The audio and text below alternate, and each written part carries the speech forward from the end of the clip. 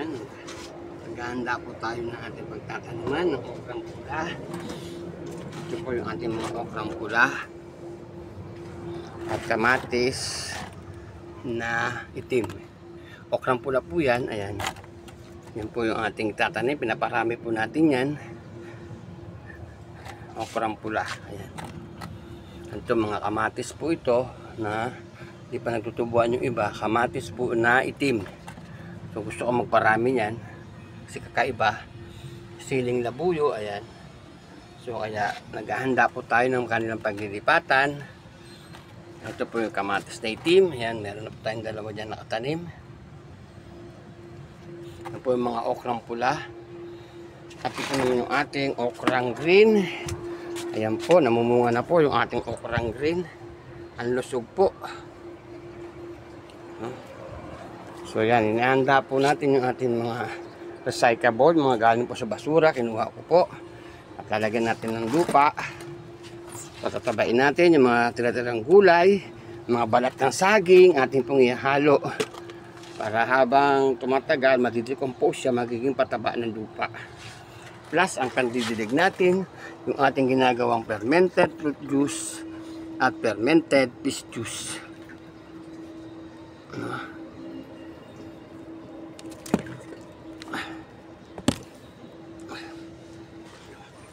Ayan, lalagyan natin ng lupa. Lalagyan din natin ng agat ng saging. Kasi ito po ay pampataba. Kailangan natin ito habang nalidecompose po ito. Mataba po yung ating lupa at kailangan ng ating halaman. Marami. Tinatapon yung aking mga balat ng saging at yung laman ginagawa natin fermented fruit juice. Bakit ang halaman pong ating tanim ay mataba, malusog at bibigyan tayo ng maraming bunga. At yung ating lupa maraming bulate na siyang tumutulong din para manatiling buwaghag yung ating lupa. Ayan, bulate kailangan natin yan. Ito po ay bulate galing sa halaman ng ating mga tinatad. Kailangan po ng ating halaman yung mga yan. Mas maraming bulate, mas maraming organikong pataba. Kasi yung kanilang pupo at yung kanilang wiwi ay pampataba rin po. Sa rin pong fertilizer.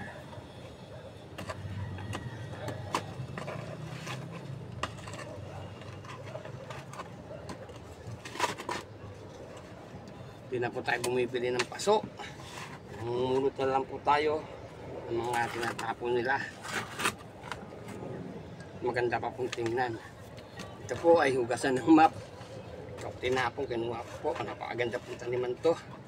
Double, may pwedeng taniman ng kamatis dito. At ito naman yung okrang pula. Ang ating passion. At ito po ay hindi nabubulok kasi plastic po.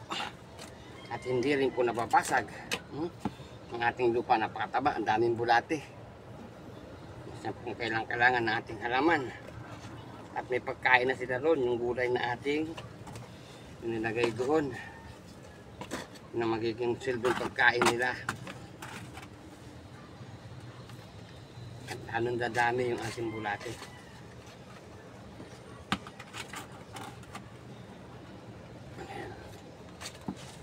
Ang iba po natin ay yung ipak para mabuhaghag.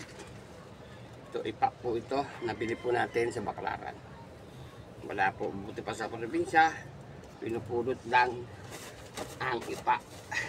Maraming palayan doon. Dito sa Maynila, wala po tayong palayan. Puro na bahay. Puro na semento.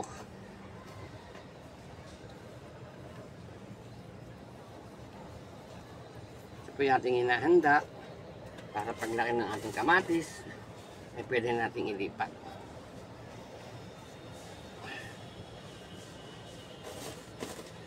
Yung okrang pula, lilipat na natin. Kasi malaki na. Pwede na po siyang ilipat dito.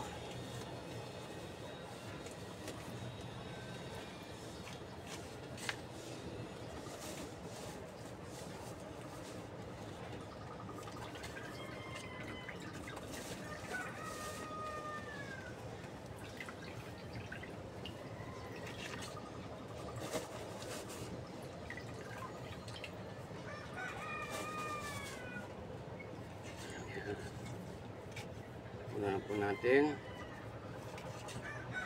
Tingnan didiligan para mag-compress siya.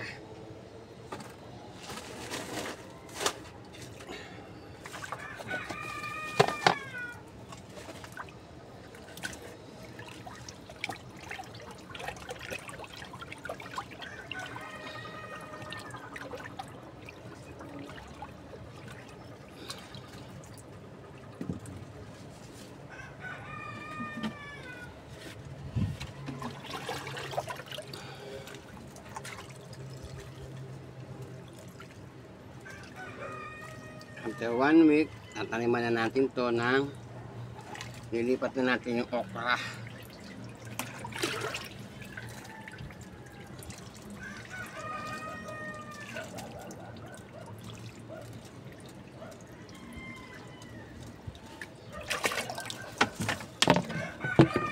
Ayan, nakagawa na naman tayo ng ating pagtataniman.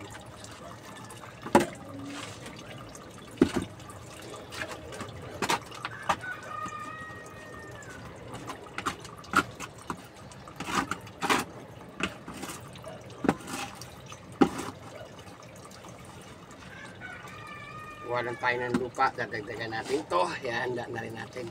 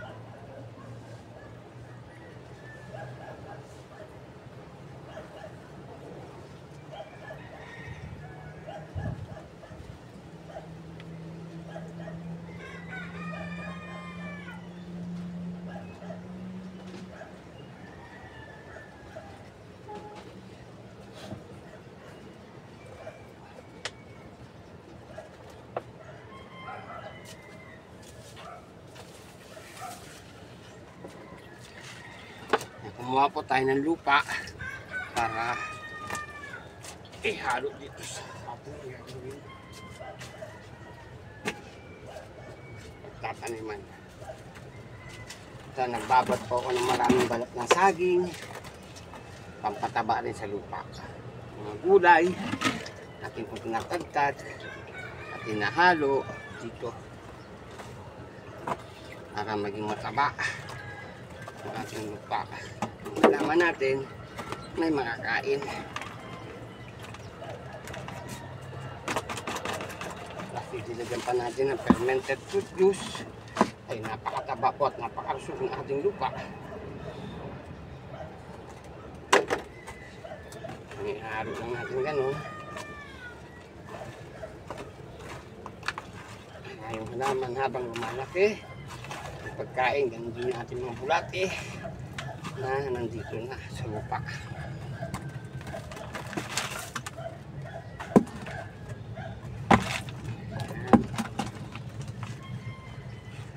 haluin maigi. Ganyan po kung maganda ng aking pagtataniman. Paghahanda pa lang, siguruhin natin na marusog ang ating lupa. Kompleto sa organikong pataba. Hindi po natin nalagay niya ng ng synthetic na o chemical na pataba. Bawang organic po lamang. Gusto natin ipa para maging mabuwagag ang ating nakaasa po kayo na yung inyong itatanim ay tiyak na malusog at bibigyan kayo ng bunga. Mga gulay man yan o prutas, tiyak na maraming bunga ibibigay sa inyo kasi yung lupa pa lang ay mataba na. Plus yung pandilig pa nating organiko fermented fruit juice at fermented fish juice. Ayan.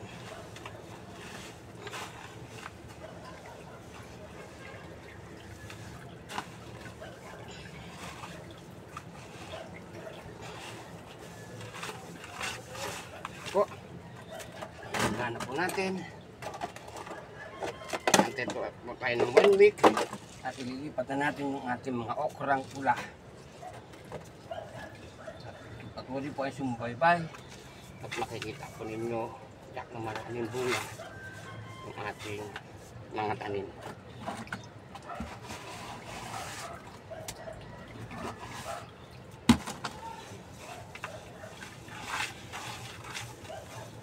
So tatabi na natin doon at ating antay natin lumaki yung ating punla.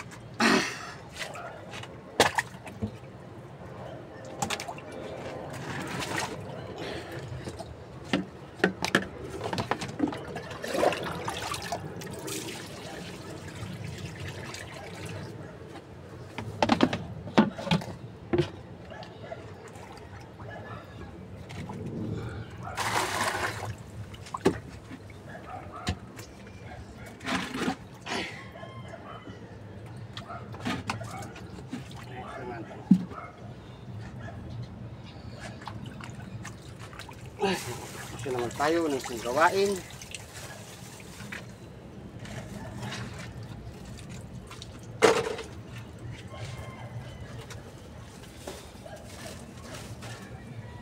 Ating basura.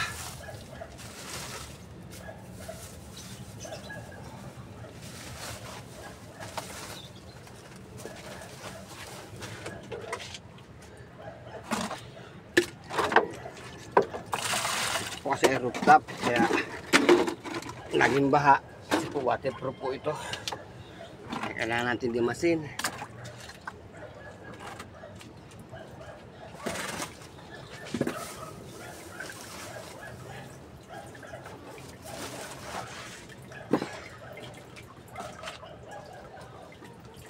Kaya ating okrang pula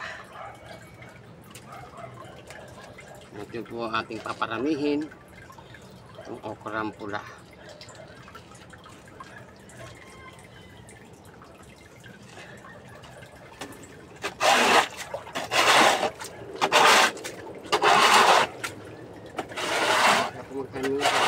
Po. Ang beses na tayo sa umaga na. Po, naulan na. Dati po, yung sobrang init ay kawawa ko naman. Kahit tatlong beses ang dilig ay talagang kawawa kong ilan. Ang init. Yun, nagtag-ulan na.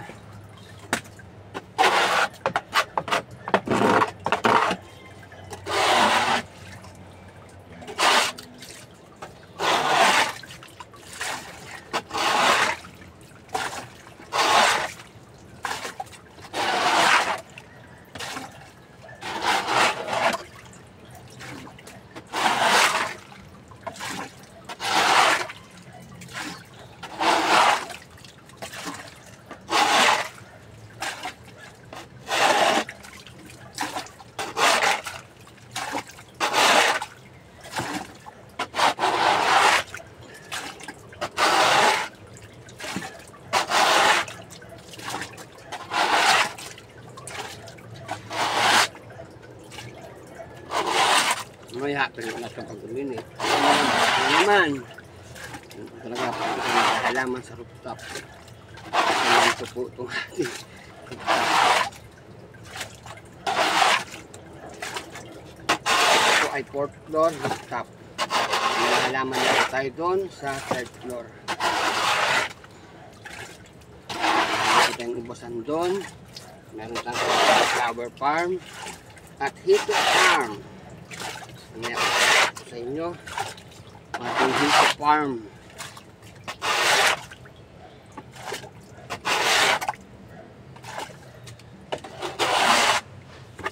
Iba na po tayo. Ito, aking nililimas.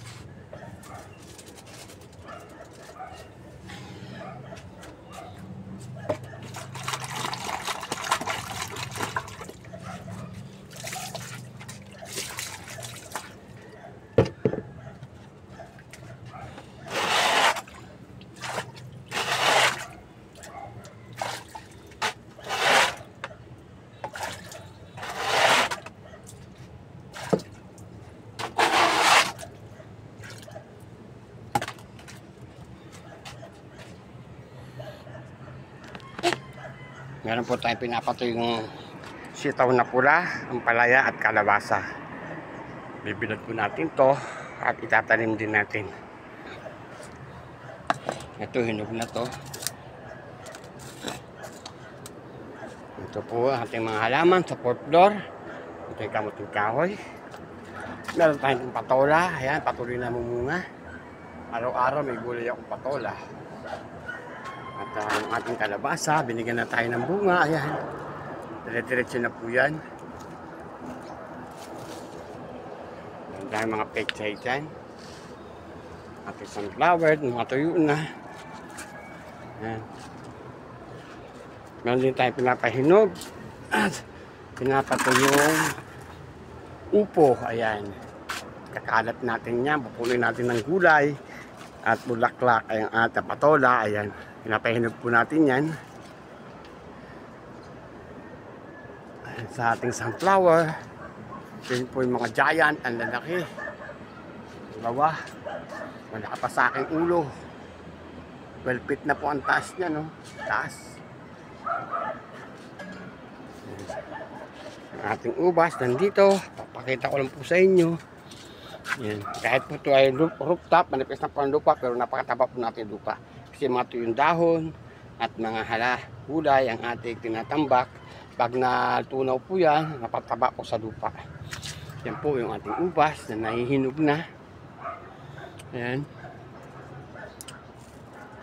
Dami pong bunga niyan. Tuloy-tuloy ang bunga. 3 times a year kung mamunga po yan. Ayan. Siksik, liglig. Dami po ang bunga. Kahit saan ka tumingin ay napakabunga. Yan po. Oh.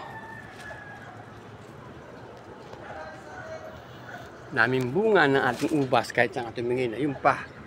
Yun.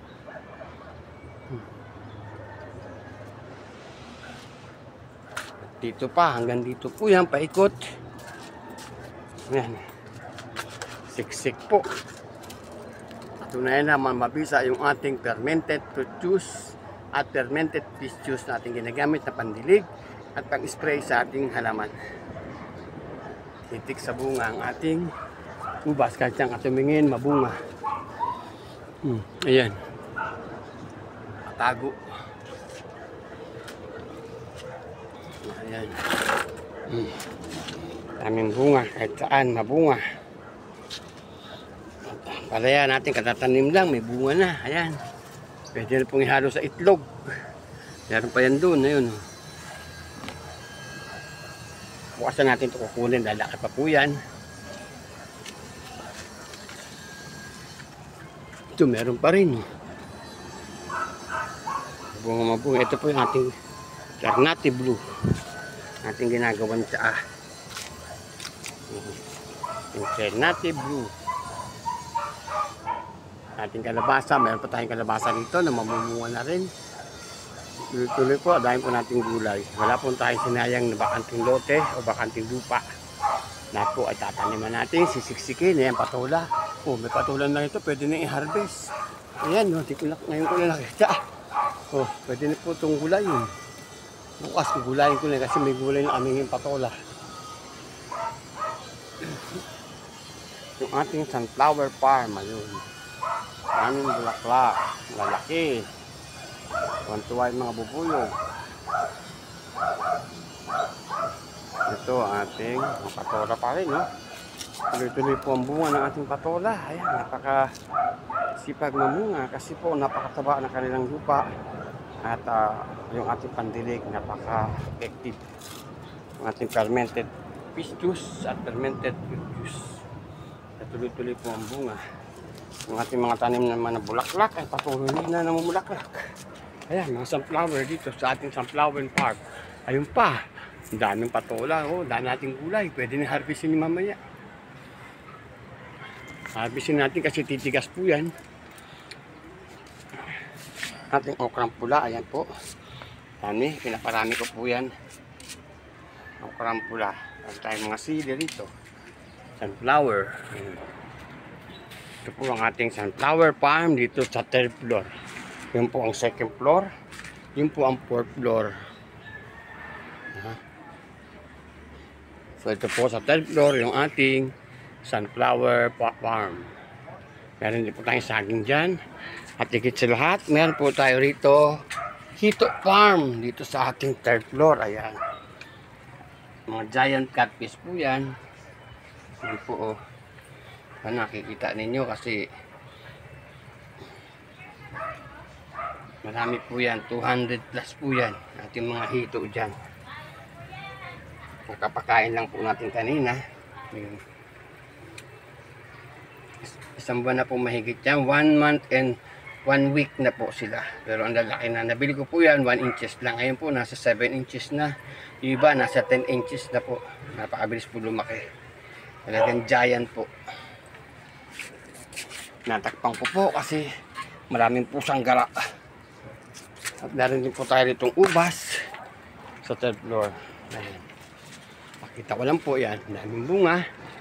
Yan po, napakabunga ng ating mga halaman. Yan pa po. Oh.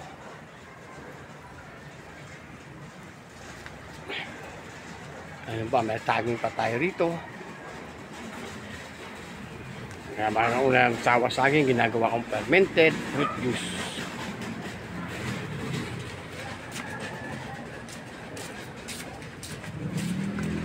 Meron din po tayong ubasan dito, ayan. Marami tayong okra rin doon, ayun. Mga okrang pula, ayan. Wala po tayong sinayang na bakanting lupa. Lahat po tinaniman natin. Ubas, ayan yung ubas natin, bata pa yan. Pero ang dami pong bunga, ayan. Nakain lang ng ibon. Tik sa bunga, ayan.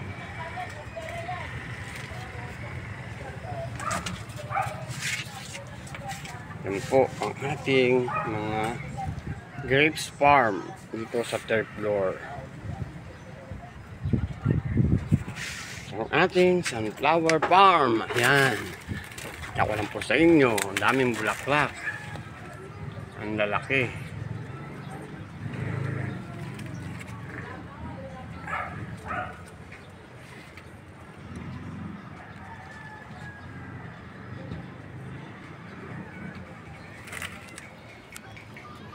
Ganito na lamang po Magandang umaga, masaganang pag-aalaman po sa ating lahat. Bye-bye.